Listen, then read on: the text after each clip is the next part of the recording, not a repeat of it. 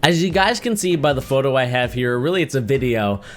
One thing is for certain is that the Euro League and just European basketball in general has definitely flourished a lot in these last couple years. I mean, we see guys like Giannis Antetokounmpo, Luka Doncic, Kristaps Porzingis, and many other guys before them, I should say.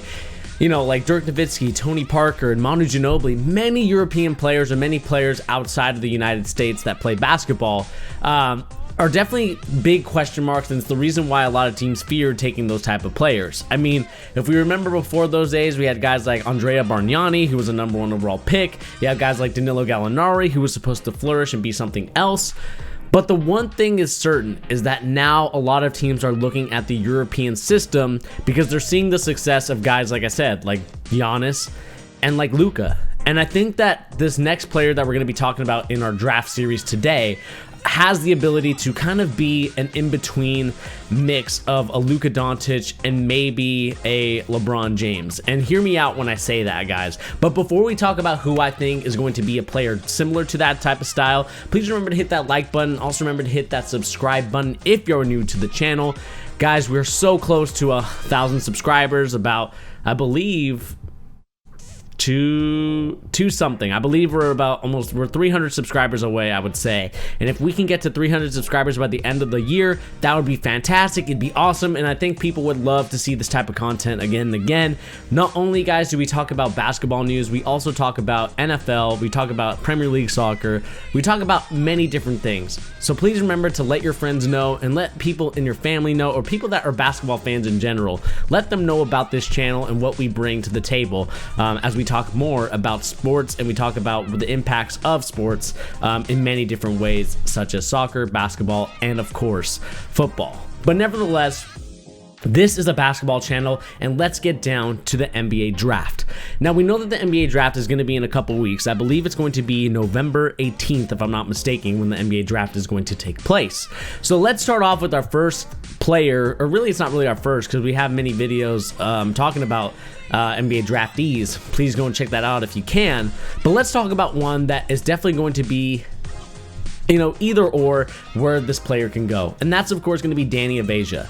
Now, we know that Deni Avdjiva is a European basketball player, played in the Israeli Basketball League, and he is someone that is 6'9", 210 pounds. So we know that he has kind of a LeBron James-esque type of build to him. And the one thing that we can say about it, we'll talk about his strengths, we'll talk about his weaknesses, his floor, his ceiling, what he could be. But let's talk about what type of player he is.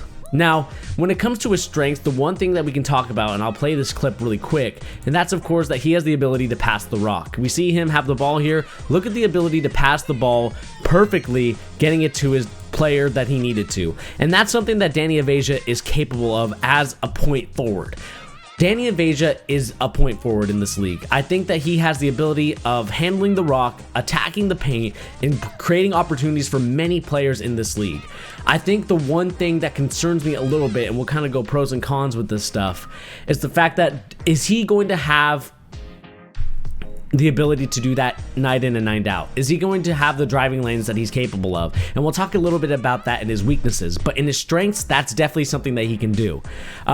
He has the ability to create passing lanes and create passes for players that no point forward should be able to do. He has that type of Ben Simmons, LeBron James-esque type of point forward type of vibe to him that I think can make him a very impactful player, and someone that could definitely be a player that could bring you a championship at some point if he's not if he's like your second or third best player. And we'll kind of continue talking about it. I know I feel like I'm like downing him a little bit, but nevertheless, I do think that he's going to be a really good player, and I think that his ability to be a point forward is going to tremendously increase his stock value, because I think a lot of teams are looking for that sort of secondary ball handler that can handle the rock and, you know, ease the pressure off their point guards, because we know that the point guards are going to get harassed. We know that they're going to be you know, in the line of fire when it comes to that stuff. So having another player to kind of surmount what's going on in that is going to be a tremendous value to an NBA team.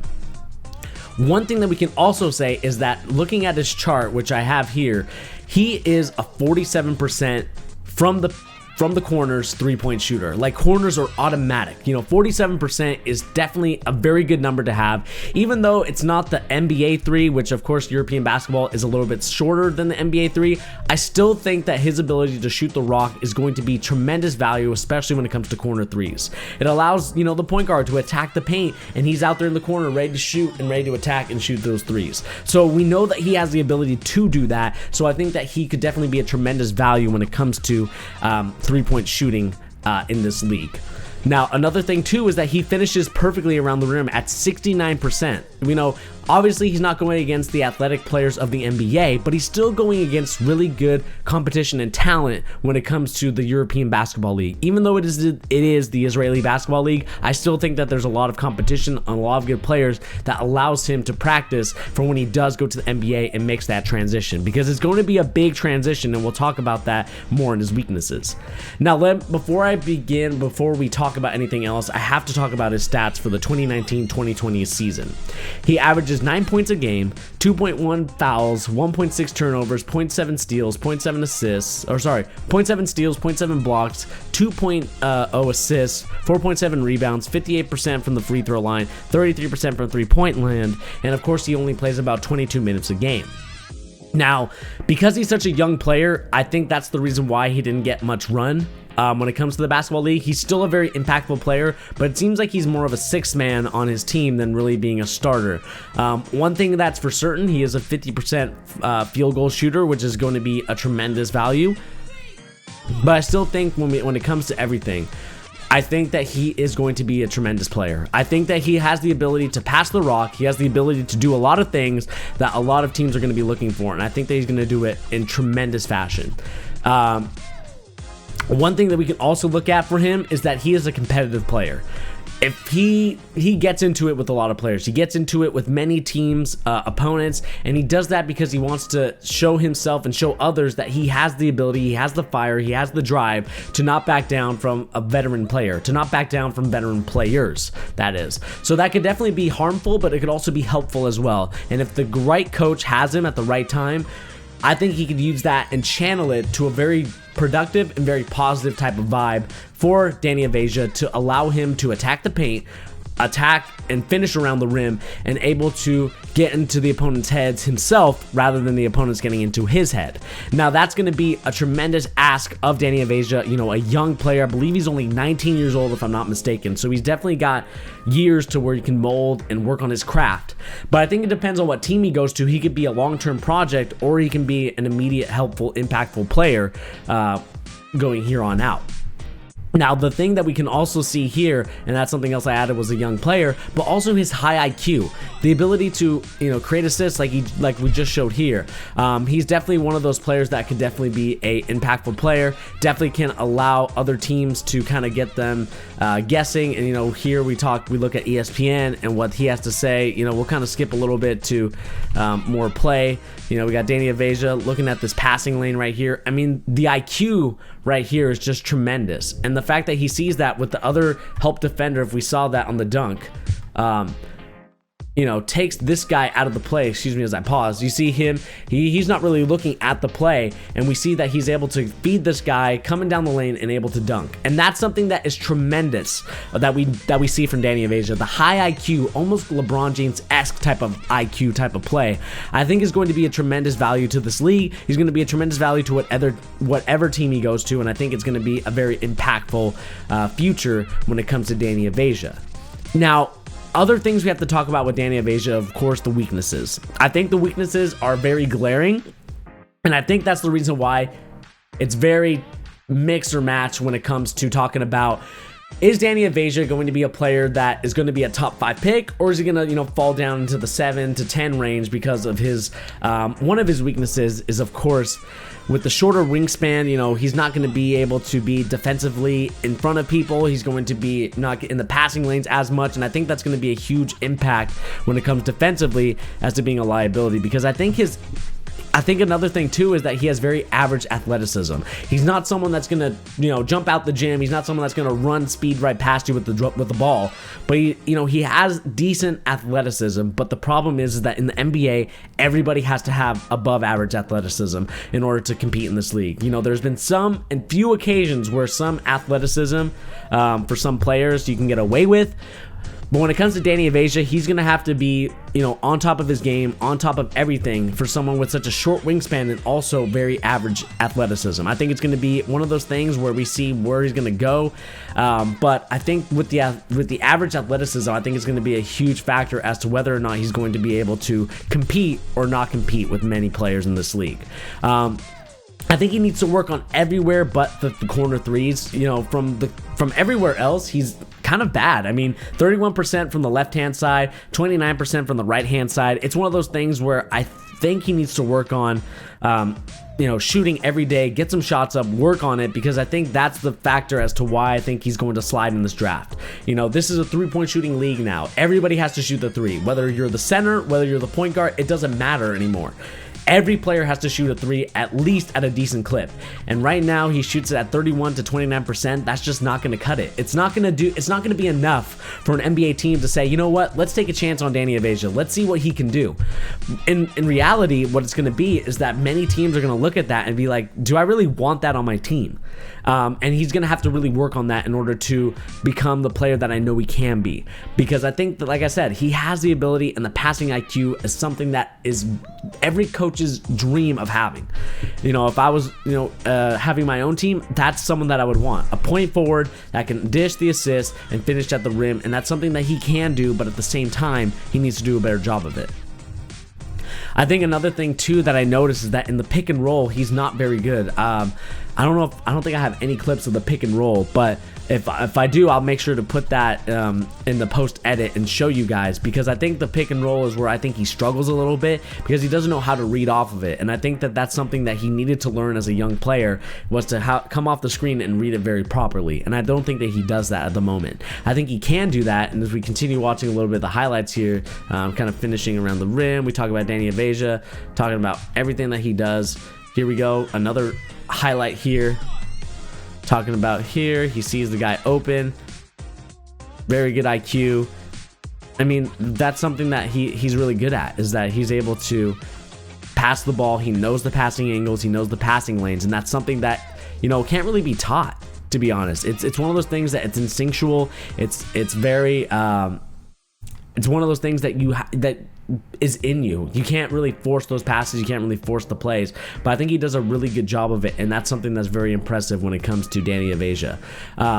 Another thing too about Deni Avdjiva, like I said, is going to be the threes. I think the threes is going to be the biggest reason as to why a team either. All right, guys, now let's look at the NBA draft order really quick. I mean, this tankathon has Deni Avdjiva going number 2 to the Golden State Warriors. I think he would actually make a very good prospect and a very good player for them, but at the same time, I'm not sure if number 2 is where he should be going. I think that if I'm one of these teams, I'm seeing him probably in this area right here. The reason why I see him down here is because I think that the three-point shooting is really going to be a situation where I think that many teams are going to look at it and be like, is this the guy that we really want? I mean, almost 20 years old, a guy that could potentially be a very good player for someone, but I just don't know if I see the Warriors drafting him. And kind of going to the ceiling and the floor, I think that he has the ceiling of being another Luka Doncic. I do. I think he has the ability to be one of those type of players, a point forward that's able to handle the rock, but also be able to create offense for himself and other players.